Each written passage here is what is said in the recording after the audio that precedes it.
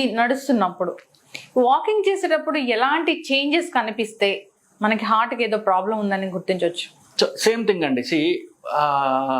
ఇప్పుడు మీరు ఎవరన్నా ఛాతీల నొప్పనో భుజం నొప్పనో గుండె డాక్టర్ దగ్గరికి వెళ్ళారనుకోండి, మీరు ముఖ్యంగా చేసే పరీక్షలు ఏమిటి? ఈసీజీ, ఈకో, టీఎంటీ అంటారు.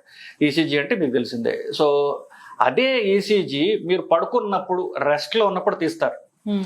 ట్రెడ్మిల్ టెస్ట్ అంటే అర్థం ఏంటంటే ఇదే ఈసీజీ మీరు నడుస్తుండగా తీస్తారు.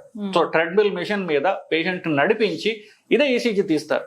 సో నడుస్తుండగా గుండె ఎలా మార్పు చెందుతోంది అనేది మనం పేషెంట్ ఎక్సర్సైజ్ చేస్తూ ఈసీజీ మానిటర్ చేస్తూ ఉంటాం అనమాట. దాని ట్రెడ్మిల్ టెస్ట్. మూడోది ఈకో, అందరికి తెలిసిందే బేసిక్. ఈకో అంటే అల్ట్రాసౌండ్, హార్ట్కి అల్ట్రాసౌండ్ చేయడం, బలం నార్మల్గా ఉంది అనడం.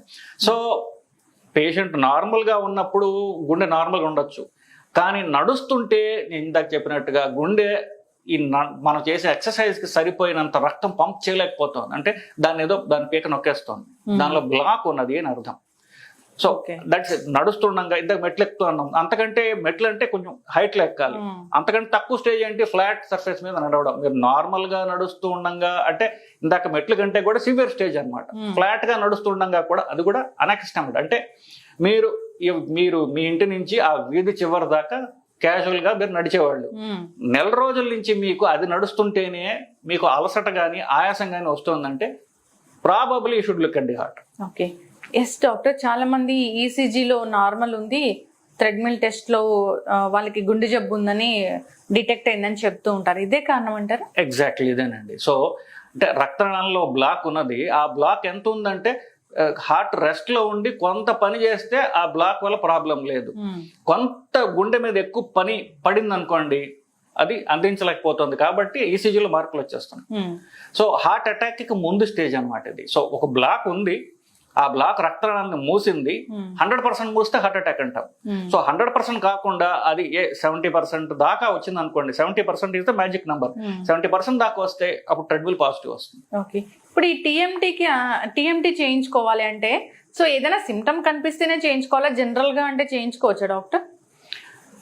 రెండు పాసిబులేనండి. ఇప్పుడు ఎవరికైతే స్ట్రాంగ్ గా రిస్క్ ఫ్యాక్టర్స్ ఉంటాయో బ్లాక్స్ రావడానికి, అంటే షుగర్ ఉన్నవాళ్ళు, బీపీ ఉన్నవాళ్ళు, స్మోక్ చేసేవాళ్ళు, ఫ్యామిలీ హిస్టరీ ఉన్నవాళ్ళు, కొలెస్ట్రాల్ ఎక్కువ ఉన్నవాళ్ళు, వీళ్ళు సంవత్సరానికి ఒకసారి ఏ ప్రాబ్లం లేకపోయినా కూడా కనీసం సంవత్సరానికి ఒకసారి ఈకో, ట్రెడ్మిల్ ఈ రెండు కూడా పరీక్షలు చేయించుకోవడం అవసరం. అఫ్ కోర్స్ మీకు మనం చెప్పిన సిమ్టమ్స్ వస్తే ఖచ్చితంగా చేయించుకోవాలి, అనుమానం లేదు. సంవత్సరం కాదు, ఇంకా ముందే చేయించుకోవాలి. నార్మల్ డయాబెటిక్స్ కూడా, ఎస్పెషల్లీ షుగర్ ఉన్న వాళ్ళు, అఫ్ కోర్స్ స్మోకర్స్, బీపీ వాళ్ళకు కూడా, స్ట్రాంగ్ ఫ్యామిలీ హిస్టరీ ఉన్నవాళ్ళు, వీళ్ళు అంతా పూర్తిగా నార్మల్గా ఉన్నా సరే 6 నెలలకు ఒకసారి కొలెస్ట్రాల్, ఫాస్టింగ్ లిపిడ్ ప్రొఫైల్, సంవత్సరానికి ఒకసారి ఈకో, టీఎంటీ తప్పనిసరిగా చేయించుకోవాలి. Okay, yes doctor.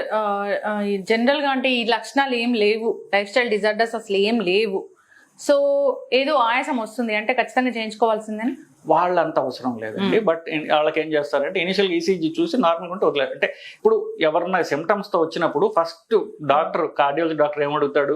మీకు ఈ ప్రాబ్లమ్స్ ఉన్నాయని ఫస్ట్ క్వశ్చన్ అదే అడుగుతారు. షుగర్ ఉందా, బీపీ ఉందా, స్మోక్ చేస్తారా, ఇవన్నీ అడుగుతారు. ఇవన్నీ లేకపోతే అతని ఏమంటారంటే మనం ప్రొడక్టివ్ వాల్యూ అంటారు. అంటే అతని గుండె జబ్బులు ఉండే అవకాశం తక్కువ. సో మనం అంత అగ్రెసివ్ గా టెస్ట్లు చేయాల్సిన అవసరం లేదు. బేసిక్ ఈసీజీ చేయొచ్చు, హిమోగ్లోబిన్ టెస్ట్ చేయొచ్చు, మాక్సిమం ఒక ఎక్స్రే తీయచ్చు, పరీక్షలు చేసి పంపించేయచ్చు. కానీ ఈ ఉన్నట్లయితే కొంచెం లోతుగా పరీక్ష చేయాలి వాళ్ళని. అప్పుడు ఈకో అవసరం, ట్రెడ్మిల్ అవసరం, అవన్నీ అవసరం. Yes doctor. సో టీఎంటీ చేశారు, సో దాంట్లో ఏ లెవెల్స్ ఉంటే అది ఎక్కువ బ్లాక్స్ ఉన్నట్లు, అది ఏమైనా